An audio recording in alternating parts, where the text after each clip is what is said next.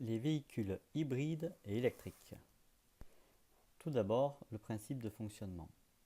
Alors, on distingue deux types de véhicules, bien entendu, les véhicules 100% électriques et les véhicules hybrides, qui combinent à la fois un moteur thermique et un moteur électrique. Alors, la différence majeure entre ces deux véhicules sera la capacité énergétique nécessaire pour déplacer l'engin et donc la quantité de batterie embarquée.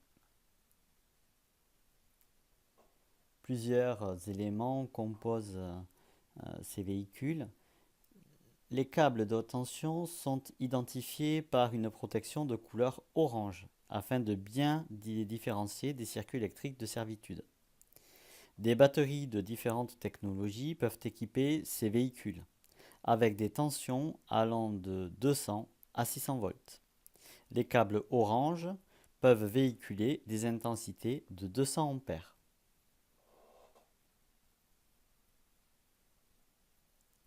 Alors comment reconnaître ces véhicules? Déjà, bien évidemment, par du marquage externe.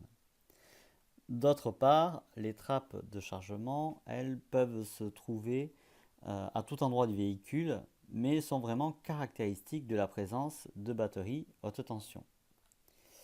D'autre part, les véhicules 100% électriques n'ont en principe pas de pot d'échappement. Cependant, il faut faire tout de même attention car certains véhicules sont munis de prolongateurs d'autonomie qui utilisent ponctuellement la carburation classique avec donc la présence d'un pot d'échappement. Pour un véhicule hybride ou électrique, bien entendu, le stockage d'énergie se situe dans une batterie et donc sa présence.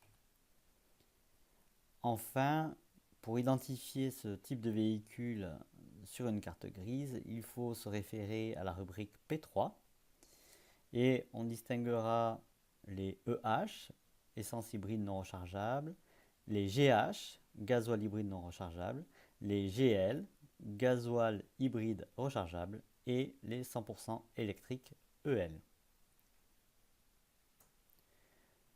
Les packs batteries se situent en partie basse sur les PL, en partie haute sur les bus.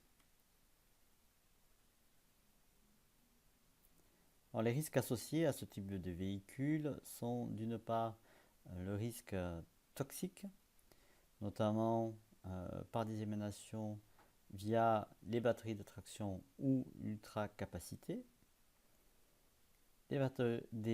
un risque bien entendu électrique, et enfin il peut y avoir des risques suite à des emballements thermiques ou bien entendu par rupture du réservoir.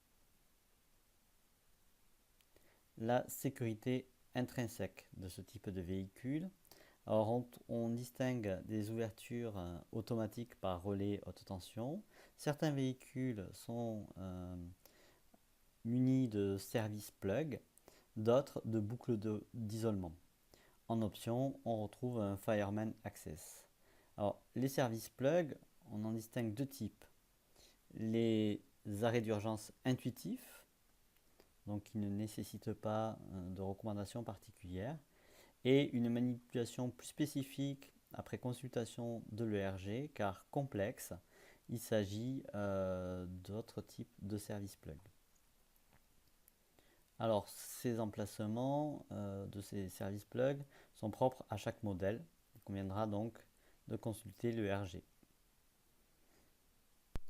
La boucle d'isolement permet de sécuriser le circuit haute tension par le biais d'une boucle d'isolement sous basse tension.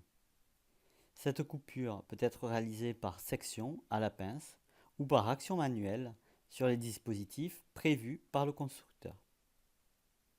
Plusieurs emplacements sont possibles, il n'existe pas de standard. Les boucles d'isolement sont propres à chaque modèle.